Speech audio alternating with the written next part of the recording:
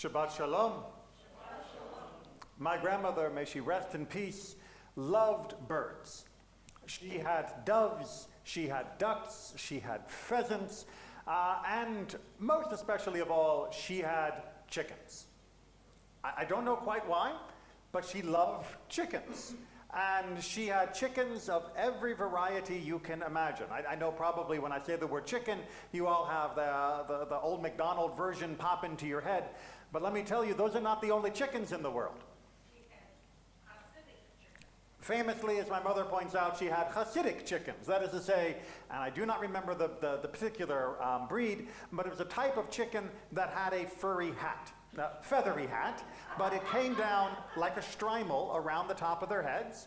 And if you've never seen a chicken davening going da-da-da-da-da when it's getting at the ground, it was hilarious. And she had chickens with giant poofy things around their feet. Big chickens, little chickens, every kind of chicken you can imagine. Which is why I think she would have gotten a great deal of fun, as well as a great deal of shaking of a fist at the chicken wars in Kashrut. If you have not been paying attention to the chicken wars of Kashrut, you are so lucky. If you have been paying attention to the chicken wars in Kashrut, well then, now is your time to shine. Because there is a chicken war undergoing. It's actually the second chicken war. The first chicken war ended a few years ago. But now, like World War II, we've got the second version of the war. So let me outline the issue. The issue is birds. Birds are complicated in Jewish law for kashrut because unlike fish or mammals, we don't get in the Torah a very specific set of signs of what makes a bird kosher. Instead, we get a list of non-kosher birds, and the list is a little confusing, and more importantly, the words are a little confusing. It is hard to know exactly which each of the birds is pointing at in the vocabulary. Something that has led many translators to not translate that section of the Torah and just list the Hebrew names of the birds, and which is why the Talmud spends an inordinate amount of time trying to identify possible signs for a kosher bird, which indeed they come up with, which are very consistent with everything we know about the birds that can be positively identified from the list. Problem solved, you say. We know what are kosher birds, and that's okay. Well, except there was just a little hesitancy by some commentators who happen to get famous, such as Rashi, that maybe because we are not 120% sure about the signs for a kosher bird, maybe we should only eat birds if there is a mesorah, if there is a tradition that these birds are indeed kosher. For after all, one of the signs is the bird isn't predatory, and, perhaps I never saw the bird act predatory, but maybe it is predatory, and I want to know from someone else that indeed it isn't. Now, this is technically a minority opinion, but one that has been relied upon, especially in the European context, for quite a few centuries, as a stringency, a voluntary stringency, but a stringency. All right, so what happens with chickens? Well, chickens are not in the Torah. I know, shocker. Moses never had chicken noodle soup. I don't know what we do with that spiritually, but it's simply a fact of history. Chickens are from the areas of Southeast Asia. They are a jungle fowl that was domesticated and then brought across the continents as people realized, boy, they taste good. Boy, the eggs are dependable, as well as being a great source of food. Let's have these everywhere. And, they don't even fly off all that much. So they were very easy to raise as a domesticated bird. And the chicken quickly spread, and by the time of the Talmud, it was already being eaten in our lands in the Middle East. So, the chicken is fine in the time of the Talmud. But is the chicken that you buy from Empire Chicken or other kosher chicken providers the same chicken? See, here is the problem, say the chicken war zealots. Chickens have been hybridized. You see, the chicken that you buy in the shop has been specially created by marrying chickens that had the traits that the farmer wanted the chicken to have. If you want bigger thighs, you breed chickens together that have bigger thighs. And sometimes that would mean you would take a breed of chicken from Southeast Asia and breed it with a breed that had been going in Spain, and boom, you could combine the traits and get very big thighs for your new chickens. Maybe you want chickens that have bigger breasts. Maybe you want chickens that grow or lay more eggs. Maybe you want bigger eggs, smaller eggs. Maybe you want chickens that have certain plumage, like frills around their heads. This is how you breed animals. Anybody who has ever looked through a book of dog breeds knows that with careful selective breeding, you can get a Chihuahua and you can get a Great Dane. You can even get a Labradoodle somewhere in the middle. It is possible to create great variety through careful animal husbandry of the different animals. Well, the chicken zealots say, aha, but how do we know all of those other so-called chickens were really chickens?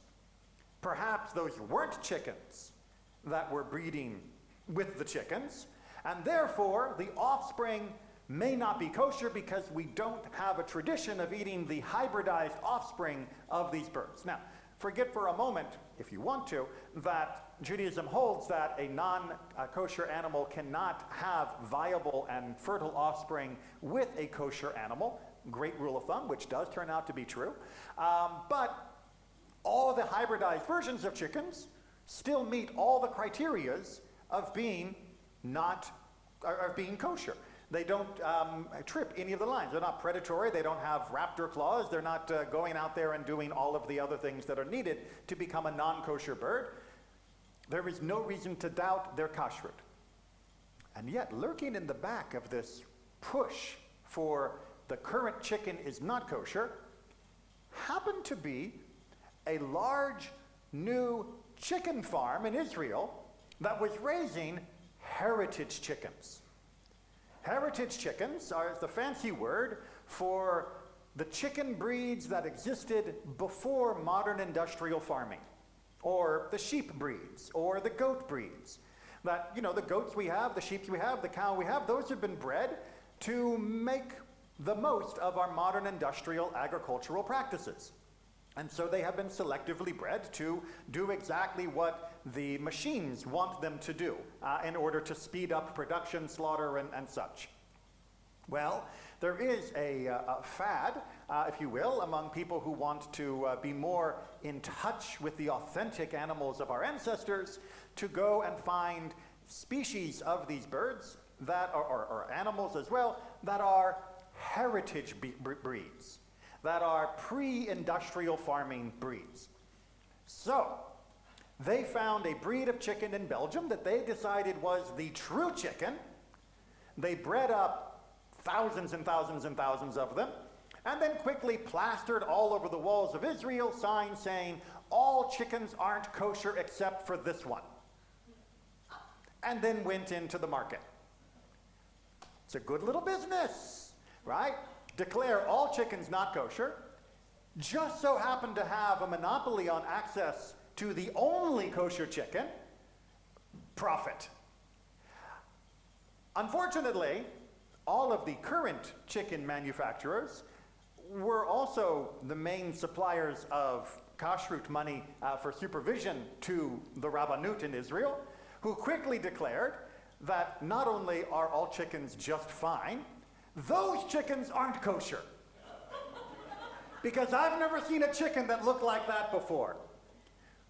Which ironically is exactly the same argument that was being used by the attacking side of the chicken wars. Both sides are claiming that don't look like chickens from around here, therefore that doesn't have a tradition to eat, therefore it's not kosher. And thus the chicken wars continue to spin on. Like I said, it just got into phase 2, but I'll update you when this gets resolved. But I wanted you to know this because this notion of having a heritage chicken, of having this better breed of chicken, this Ur chicken, this chicken of legacy, is exactly the same mentality that led to the terrorist attack in Buffalo. And yeah, we took a hard right. You see, this fixation and fetishization of the legacy person, the legacy American, the heritage American, was at the heart of the manifesto of that terrorist. And it's not a new manifesto. It was literally cut and pasted from parts of the Christchurch terrorist as well. And it could have easily also been copied from the manifesto of the Tree of Life attack in Pennsylvania, as well as the attack in Walmart in El Paso, and many other terrorist attacks within the United States. It's based off what's called the replacement conspiracy, the Great Replacement Conspiracy.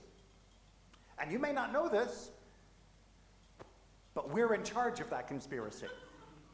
If you don't know that, then yeah, you're with me, because it's not something that I get an update from the League of Evil Jews. But apparently, and you have to work with me on this, apparently, we, the Jewish people, are currently scheming to get rid of white people. That we are trying to get rid of them. And in this country in particular, we are, to achieve this nefarious goal, we are importing non-white people, whether they be from Latin America, whether they be from Asia, or whether they be already here as African Americans, but we are trying to accelerate their birth rates in order to drown out and eventually commit genocide against the legacy Americans. That is to say, white people. I have a friend that's Apache that probably would define legacy American a little differently, but since when does that stop conspiracy theorists? And we Jews are behind this. We are the ones who are trying to push for open borders. We are the ones who are trying to push for amnesty for those that are here illegally. We are the ones who are trying to punish people for being white, to make them feel like second-class citizens in their country, and to uproot everything the United States stands for as whiteness and replace it with our Jewish dictatorship. Yeah.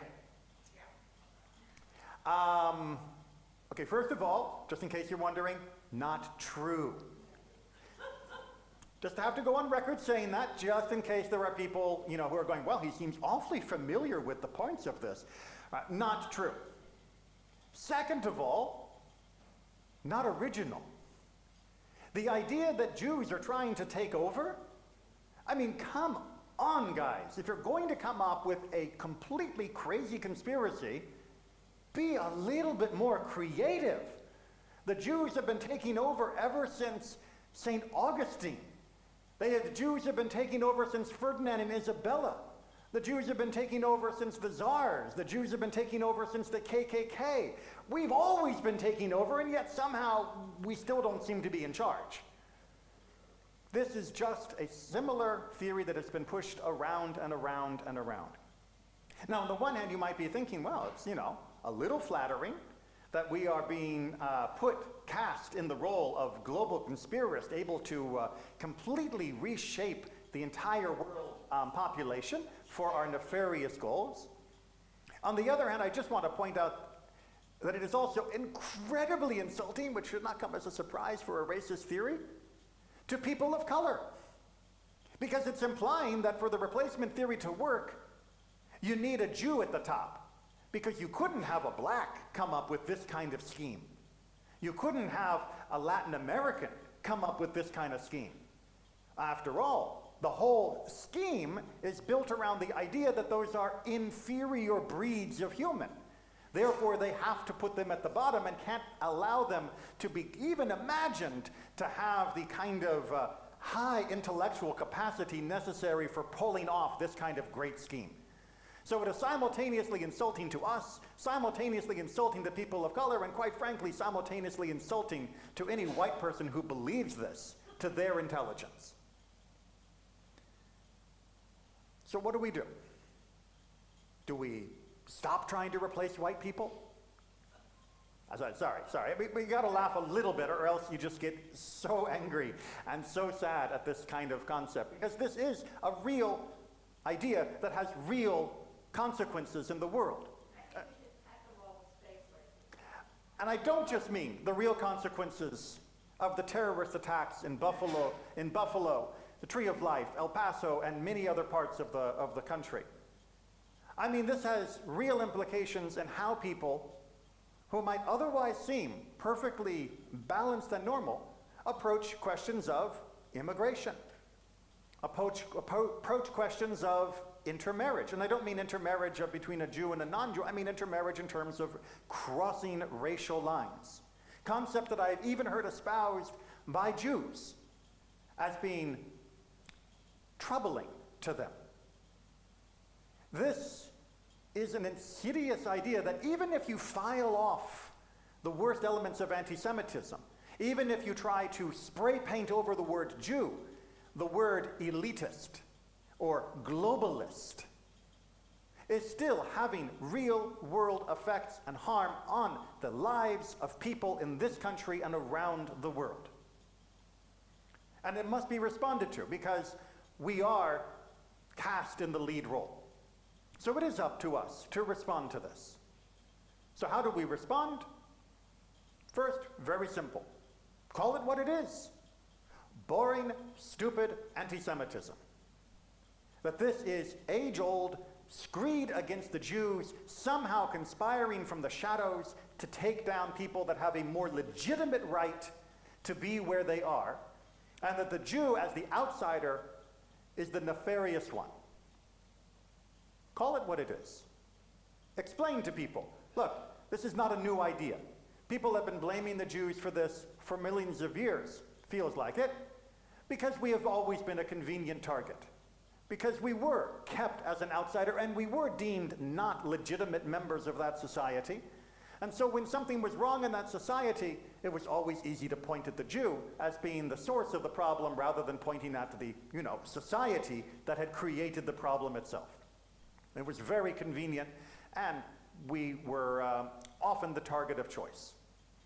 So call it what it is. And that means call it what it is, whether you hear it from somebody who is actually saying it as the great replacement theory a la anti-Semitism, or whether they talk about the crisis for the nature of the country's character, which is code word for the country is getting too brown and not white enough, and is exactly based in the same principles. And remember, as I have said many times, but I cannot say it enough, you people aren't white. No matter what you may be thinking when you look down at your skin, for the people who have these ideas, you aren't white. And when this is put into practice, we are not going to be on the happy side of the color card checklist. Remember that. We are down below anyone who might be a darker shade than the rest of us. So we need to call it what it is, regardless of how it is dressed up, regardless of the intellectual window dressing that is put around it, regardless of whether it comes from a political party that we are favorable towards or not. We must call it what it is, anti-Semitic hate. We also have to protect ourselves. We have guards. We have locked doors and security measures. We take steps to make sure that our congregations and communities are safe. And that needs to be not only our congregation and our community, but congregations of others that are targeted as well around the country, and communities around the country that are also targets. We need to recognize that we now have a collective obligation to protect people that are coming increasingly under attack by these terrorists. And we need to recognize it as a terrorist threat, not one crazy person, not a lunatic fringe, but terrorists. Putting the title domestic terrorist somehow seems to domesticate the problem. This is no different than a Shiite terrorist going into a Sunni mosque and murdering the people there. It is no different. It is an equal terrorist act, and it deserves equal protection for all who are being threatened by these acts. We need to work together to defend ourselves socially, politically. We have to ally ourselves with those who recognize this for what it is. And we need to ally ourselves with those who are equally threatened. We need to strengthen our ties to the African American communities and the communities of Latin Americans and the communities of anyone that is on the hit list of these manifestos. Because they and we, well, Despite what our conspiracy theory may think, we don't always work together as often as we should. And we need to. The same way that Russia can force Sweden and Finland into the arms of NATO, so too these conspiracy theories can force us into the arms of our other allies around this country. We may not have been conspiring before, but you better believe we can cooperate now. And finally, at the end of the day, we shrug. We shrug. What are you going to do? How are you going to defeat the conspiracy theory? You have heard how crazy it is. How are you going to tell somebody that thinks that isn't a chicken, that it is a chicken? Because remember, they're not really concerned about the chicken, they're concerned about selling the chicken. And these conspiracy theorists aren't really concerned about the evidence and the facts about the degradation of the white race. They are worried about solving and providing their own succor to their psychic pain. And hate and anger is their drug of choice. Do you honestly think that by pointing out, we're not involved in any conspiracy, by opening the books of the Jewish community so they can audit it and make sure that we're not involved, do you think that will make this go away? Do you think perhaps if we try to buddy up to them, show them what good folks we really are, help them understand that we're just trying to make America a better place right alongside of them, that then they'll recognize that indeed we're not a threat? No. Do you think that if we just maybe keep our head down, maybe don't draw so much attention to ourselves, don't stand out, don't give them any reason to notice you, that then maybe they will forget about their conspiracy against us? We've tried all of those over the last 2,000 years.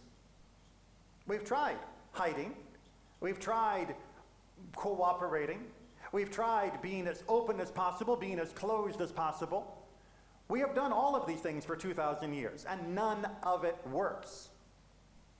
Because the people for whom the hate and anger are a drug are not going to be off their addiction just because we smile more, or because we stand in the back of the room a little further. They're not doing this because of us, they're doing it because of themselves. And there is nothing we can change that will make them hate us less. And to imagine that there is some defect in us or defect in the other people in this country that are their targets, to imagine that somehow we have earned this hate, this ire, this murder, is the most galling of self-deceptions and the most galling of self-hatred. They are broken. We are not. And we have to remain unbroken in the face of their hate and in the face of their terror. We work together to provide that this country will indeed be the country it is supposed to be, a land of freedom and liberty and opportunity, a land of equality, a land where all people who recognize that can walk arm in arm, shoulder and shoulder in the light of day without fear and without anger or hate. And ultimately, those who wish to hold on to anger and hate will be rendered impotent by our physical means of stopping their violence, but more importantly, by simply castrating them socially, showing them they have no place. They truly have decided to make themselves outsiders in this country. They have decided to turn their back on this country. And if they wished to crawl under some rock and live in their inbred white world, where they can be as racist as they want to be behind the high walls of their compounds, provided they harm no one else, then let them shrivel there in their puddle of hate. I'm happy with the rest of the country if that's where they want to be.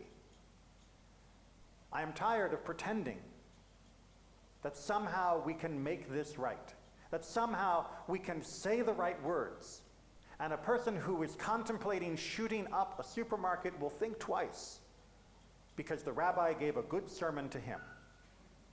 My sermon's not for him. They have been twisted by hate and anger, and yes, we have an obligation to try and prevent others from reaching that point of ensuring that young people do not drift down that path. But for someone who has already decided to stock up on their weapons, fine. Sit in your bunker. Polish your gun. Harbor your hate. If you step out, we'll stop you. If you want to return, we will welcome you as you change. But otherwise, stay out of the way and let this place be the paradise it is meant to be. There is no conspiracy needed to make this country what it ought to be. We just have to actually recognize the dangers that are there, call them what they are, laugh at their stupidity, and then stop them. Shabbat Shalom.